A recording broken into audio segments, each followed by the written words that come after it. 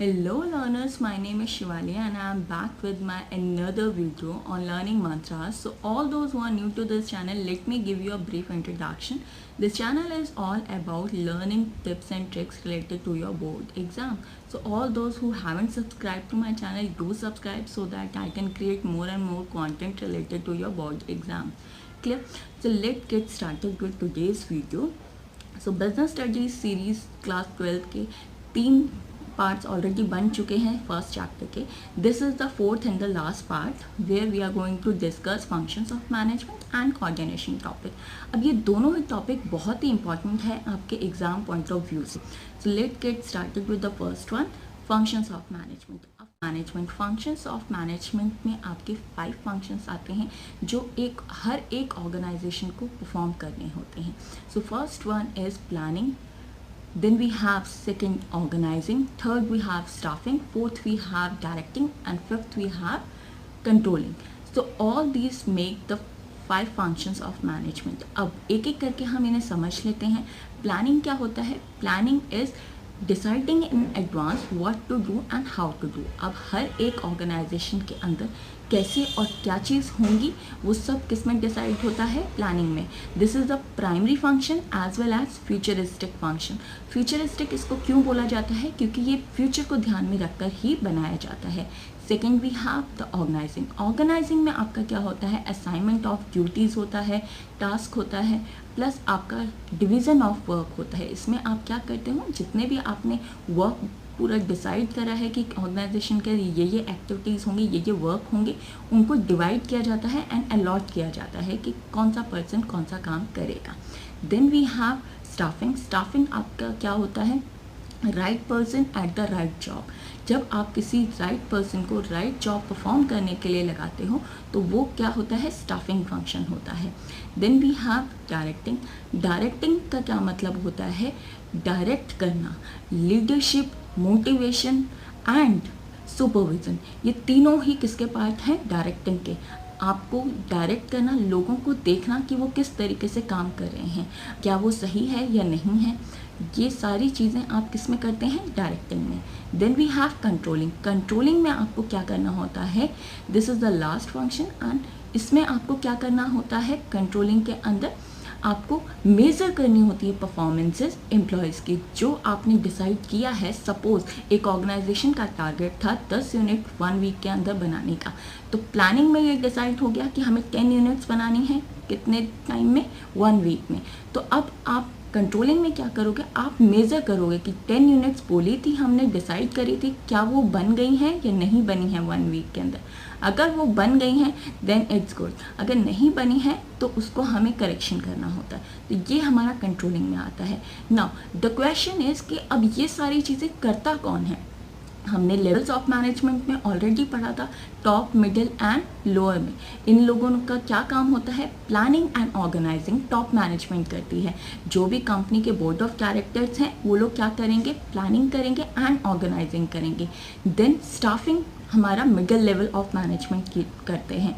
Then जो lower level होता है वो डायरेक्टिंग एंड कंट्रोलिंग का फंक्शन परफॉर्म करता है. So I hope functions of management आपको बिल्कुल क्लियर हो चुके होंगे. So let's move to the next topic, coordination. Now coordination is very important topic जो आपके बोर्ड एग्जाम्स में बहुत बार आता है. इससे स्टेटमेंट क्वेश्चन बहुत सारे बनते हैं.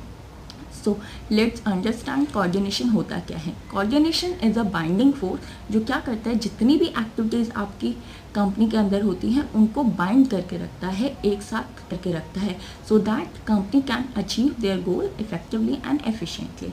ऑर्गेनाइजेशन एक अच्छे से अपने गोल को अचीव कर पाए, कोऑर्डिनेशन का यही रोल होता है ऑर्गेनाइजेशन के अंदर.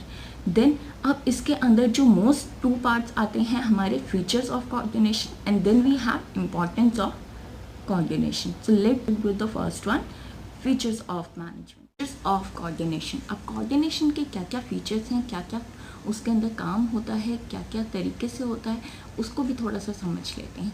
तो सबसे पहला जो आपका आएगा, इंटीग्रेशन ऑफ ग्रुप एफर्ट. जितने भी लोग काम कर रहे हैं ऑर्गेनाइजेशन के अंदर उनके एफर्ट्स को एक साथ जोड़ के रखने का काम किसका है? कोऑर्डिनेशन का है. Then we have unity of action. जो भी काम हो रहा है, जितनी भी एक्टिविटीज़ परफॉर्म हो रही हैं, वो पीसफुली हों, बहुत ही आराम से हों, ताकि क्या हो, ऑर्गेनाइजेशन में कोई भी प्रॉब्लम ना रहे कॉन्फ्लिक्ट की अब होने की। क्लियर है? Then we have responsibility of every manager. Coordination एक इंडिविजुअल एफर्ट नहीं है, कोलैबोरेटिव एफर्ट्स होता है हर एक ऑर्गेनाइजेशन के मेंबर्स का। तो हर एक मैनेजर को क्या करना है, कोऑर्डिनेशन को मेंटेन करके रखना है, और ये रिस्पॉन्सिबिलिटी एक इंडिविजुअल की नहीं है, हर किसी की है एक ऑर्गेनाइजेशन के अंदर। Then we have deliberate function. Deliberate function का क्या मतलब होता है कि बहुत ही कॉन्शियस होकर हमें ये करना पड़ता है कोऑर्डिनेशन। अगर आपने कोई भी टास्क गलत असाइन कर दिया किसी को भी, तो ऑर्गेनाइजेशन के कोई भी गोल ढंग से अचीव नहीं हो पाएंगे।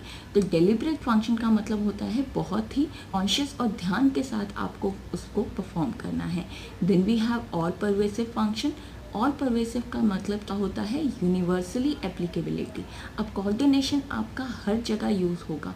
अगर आप मैनेजमेंट कर रहे हैं ऑर्गेनाइजेशन के अंदर या फिर कहीं और भी, तो वहाँ पे भी क्या होगा, यूनिवर्सली एप्लीकेबिलिटी होगी, दैट इज ऑल परवेसिव होगा। Then let's move to the importance of coordination. अब कोऑर्डिनेशन इम्पॉर्टेंट क्यों है ऑर्गेनाइजेशन के अंदर? कोऑर्डिनेशन की इम्पॉर्टेंस सबसे पहले तो आप फीचर में से ही कॉपी कर सकते हैं, लर्न कर सकते हैं।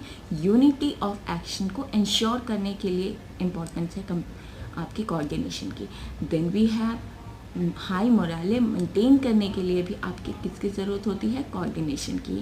कोऑर्डिनेशन आपको हेल्प करता है किस चीज़ में, आपको हाई मोराले मेंटेन करके रखने के लिए एम्प्लॉयज़ का, so that every time they will be motivated to complete their task and to achieve the organization's goal also. Then we have conflict resolution के लिए भी, अगर कोई भी प्रॉब्लम्स हैं या कोई भी कॉन्फ्लिक्ट अराइज होता है ऑर्गेनाइजेशन के अंदर, कोई भी मतभेद हैं अगर ऑर्गेनाइजेशन के अंदर, तो वो भी किसके थ्रू कंप्लीट हो सकते हैं, ख़त्म हो सकते हैं, कोऑर्डिनेशन के थ्रू। So the last one we have the implementation of plan with harmony and peace. बहुत ही पीसफुली अगर हमारे सारे जितने भी हमारे टास्क हैं वो कंप्लीट हो जाएंगे, तो इट मीन्स कोऑर्डिनेशन का काम पूरा हो गया। सो आई होप आपको फंक्शंस एंड कोऑर्डिनेशन का टॉपिक completely समझ आ गया होगा। So this is it for today's video. I'll see you in my next video with the second chapter of business studies. And if you have any query, do let me know in the comment section below so that I can come up with the solutions. And I'll see you in my next video. Till then, take care, stay blessed, stay healthy. Thank you.